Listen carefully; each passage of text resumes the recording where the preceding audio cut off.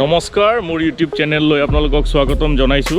আজিৰ দিনত চৰকাৰী বিদ্যালয় বুলি ক'লে বহুতৰে নাক কোচ খায়, কিন্তু মই আজি যিখন বিদ্যালয় যাব ওলাইছো সেইখন বিদ্যালয় দেখাৰ পিছত আপোনালোক সকলোৰে মাইণ্ডছেট সলনি হৈ যাব। তেনেহ'লে বলক বিদ্যালয়খনলৈ।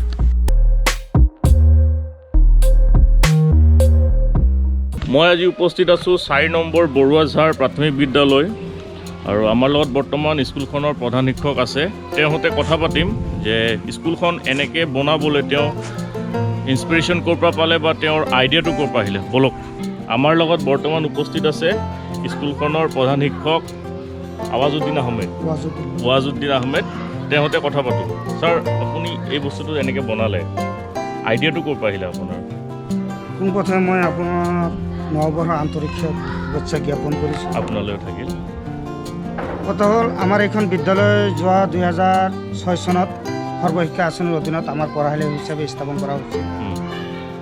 পিছত 2010 চনত অসম চৰকাৰে প্ৰাথমিক বিদ্যালয়লৈ উন্নতিকৰণ কৰিলে। সেই সময়তে মই, মোৰ সহকাৰী শিক্ষক মহম্মদ আব্দুল কাদিৰ আৰু মোৰ বন্ধু শফিকুল ইছলাম ছাফিৰ এটা সপোন আছিল যে বিদ্যালয়খন কেনেকৈ আমি এখন আদৰ্শ বিদ্যালয় হিচাপে গঢ় দিব পাৰোঁ। তেতিয়াৰ পৰাই আমি এটা চিন্তা চৰ্চা কৰিছিলোঁ। বিগত 2014 চনৰ পৰা বিদ্যালয়খনত আমি অহৰহ চেষ্টা কৰি দিনে ৰাতিয়ে একাকাৰ কৰি বিভিন্ন সময়ত বিভিন্ন ধৰণৰ চিন্তা চৰ্চা কৰি আজি এইখিনি পৰ্যায়লৈ আহি উপনীত হৈছোঁ। ইয়াৰ বাবে মোক বিদ্যালয় পৰিচালনা সমিতি, ছাত্ৰ ছাত্ৰী, মোৰ সহকাৰী শিক্ষক আৰু মোৰ অতিকৈ প্ৰিয় বন্ধু শফিকুল ইছলাম ছাৰ বহুখিনি আপোনাৰ সহায় সহযোগ কৰিছে। তাৰ বাবে মানে বিভাগীয় কৰ্তৃপক্ষৰ ফালৰ পৰা আন্তঃগাঁথনিৰ ধন সিমান এটা নাপালেও নিজৰ গাঁঠিৰ ধন ভাঙি ইমানখিনি কৰিব পাৰিছোঁ। আপুনি যিজন এই শফিকুল ইছলাম বুলি ক'লে, শফিকুল ইছলাম তেওঁ আৰ্টিষ্টজন, মানে মেইন শফিকুল ইছলাম মেইন আৰ্টিষ্টজন, যোনে এইখিনি বস্তু ডেক'ৰেট কৰিছে, আৰ্ট কৰিছে। আৰু এইটো তেওঁই বনোৱা নেকি আমাৰ এইটো? মানে কংক্ৰিটৰ ঘৰ যিটো আৰু কংক্ৰিটৰ বৰটোকোলা যিটো, এইটো আমাৰ দেখাই পাইছে আপোনালোকে, ঘৰ আৰু বৰটোকোলা আছে, তেখেতেই বনাইছে।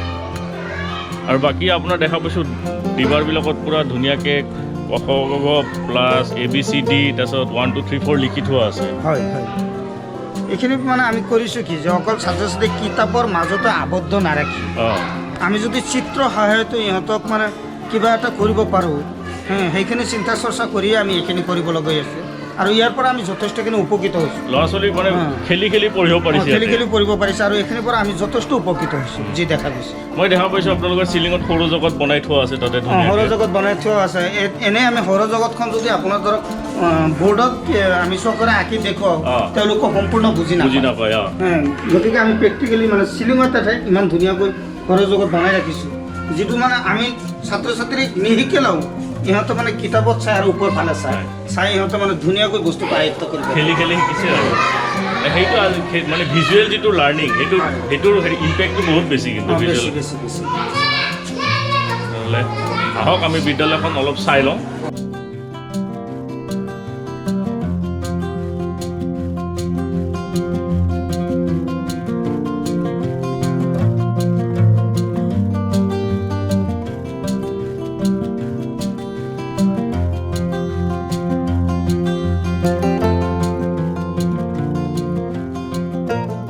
বাকী ৰুমকেইটাৰ দৰে এইটো ৰুমতো পেইণ্টিঙৰ কাম চলি আছে, এতিয়ালৈকে কমপ্লিট হোৱা নাই।